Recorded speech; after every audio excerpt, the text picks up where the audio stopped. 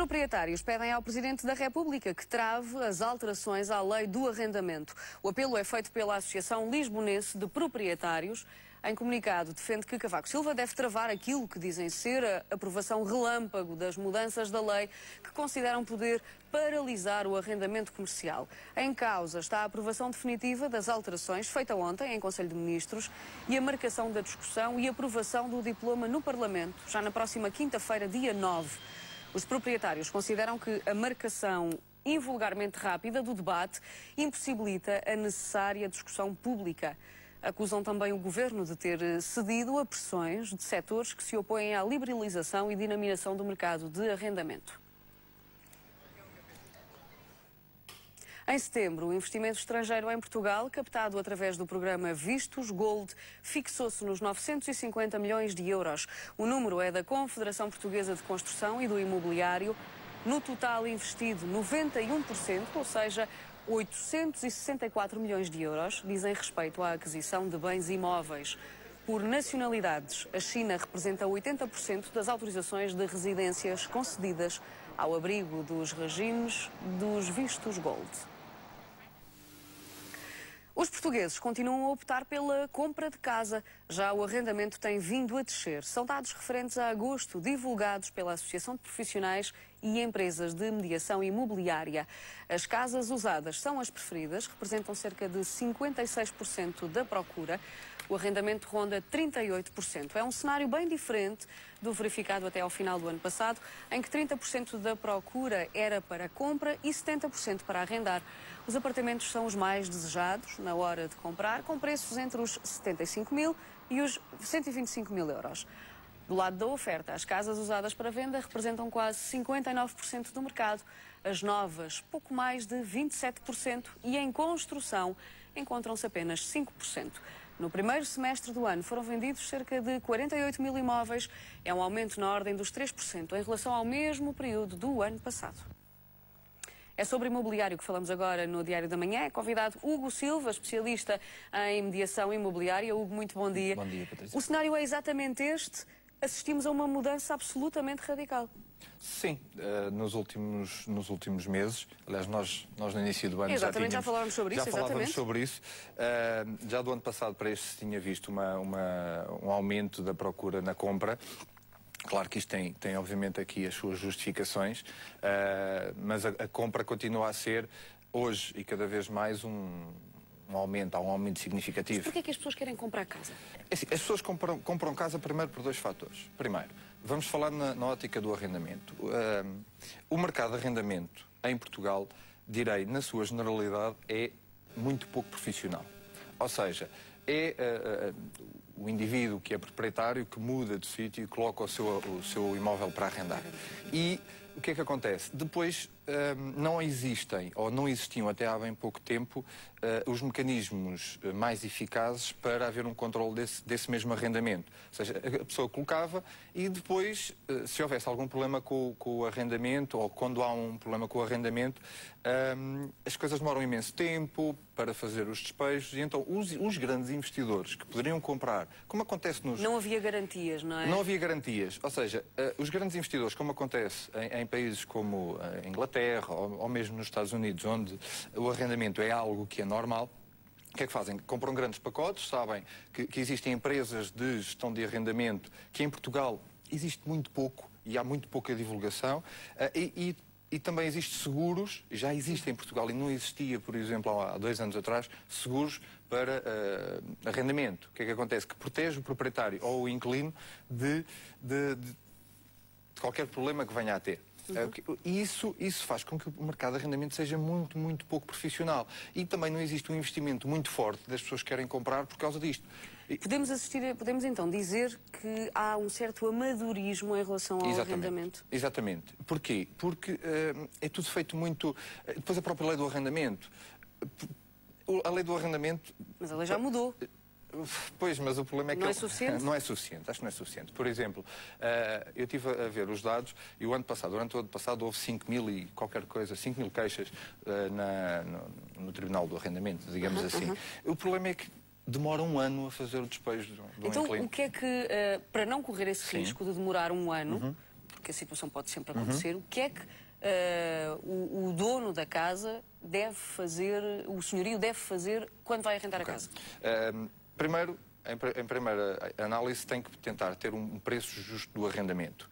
Porque o preço injusto do arrendamento numa zona específica vai procurar, ou vai ter a procura errada. Não é? Logo aí uma análise do mercado através, obviamente, da mediação imobiliária. Depois, deve garantir duas questões.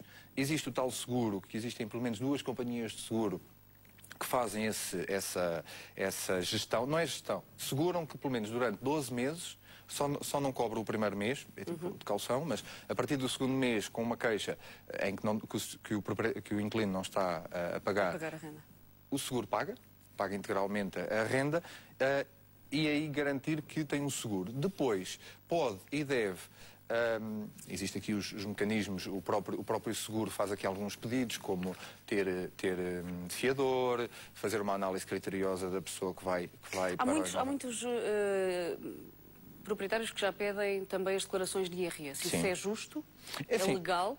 É assim, legal acaba por ser, porque... Mas não se vai fazer uma compra. Não se vai fazer uma compra, mas o proprietário tem o direito de saber quem é que vai colocar dentro de casa e se a pessoa tem condições para pagar ou não. E pode pedir o recibo de vencimento, por exemplo. Claro. É assim, a própria empresa de seguros, ou, como eu estou a dizer, as empresas de gestão de arrendamento que começam agora a ser um pouco mais profissionais, fazem exatamente isso. Ou seja, fazem pelo cliente, pelo proprietário, fazem essa análise. Falam com o inquilino ou com o futuro inquilino e tentam perceber se aquele inquilino tem enquadramento.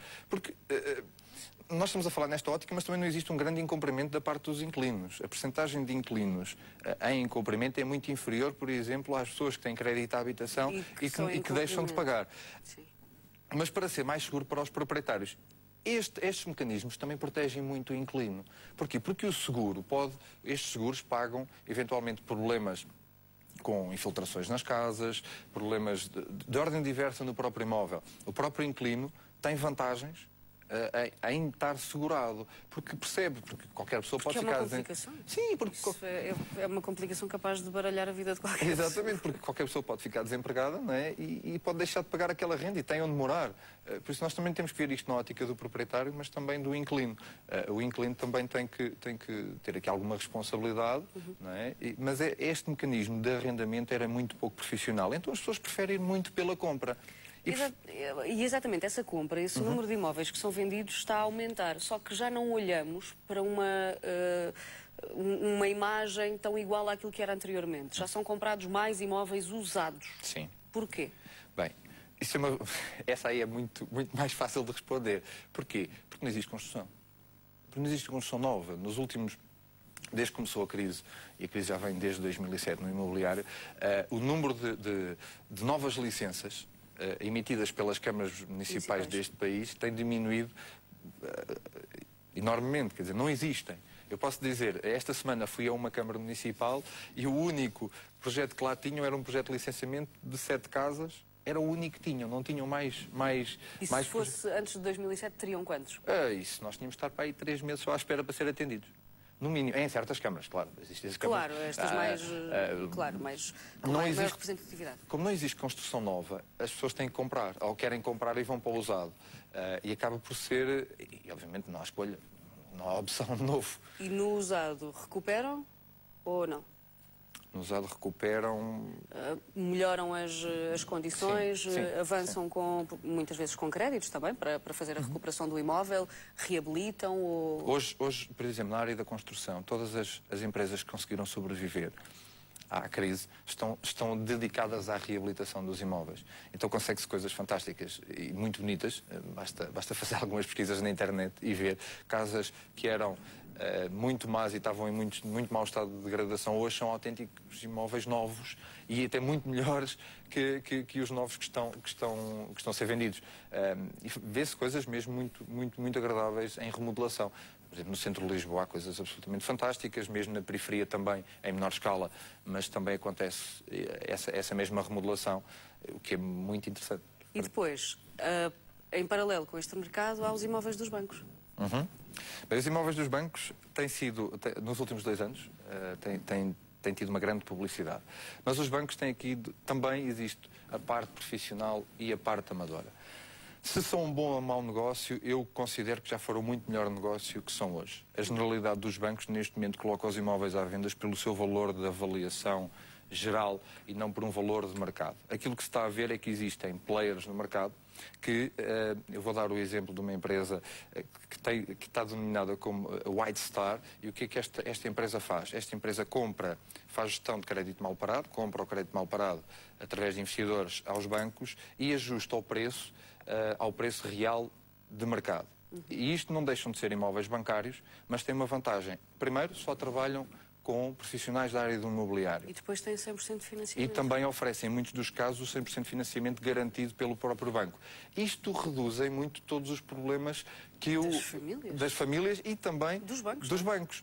Depois existem os próprios bancos que um ou dois conseguiram trabalhar só com a área imobiliária e decidiram, ok, nós temos aqui um problema grave, então vamos fazer o quê? Vamos decidir que os nossos caixas, com todo o respeito com os senhores que fazem caixa nos bancos, vendam os imóveis, ou vamos pela área profissional, que é a mediação imobiliária. Ora, quem decidiu ir só pela área da mediação imobiliária, o caso muito claro do BCP, tem vindo a descarregar todos os imóveis, ou grande parte dos imóveis. Hoje tem outro tipo de problemas, que é a área de não habitação, porque não há investimento, mas tudo o que era habitação, ou grande parte da habitação, livrou-se daquele grande problema. Porquê? Decidiu, nós não somos mediadores, nós somos bancários, então vamos entregar os nossos imóveis a quem sabe tratar. E ouve, e consegue-nos ouvir. É frequente eu ter reuniões com essas entidades e eu explicar o que é que deve ser feito. E, de alguma forma, eles vão-nos ouvindo. Esses sim, há aqui mais um ou outro exemplo, claro. Esses sim são os bons investimentos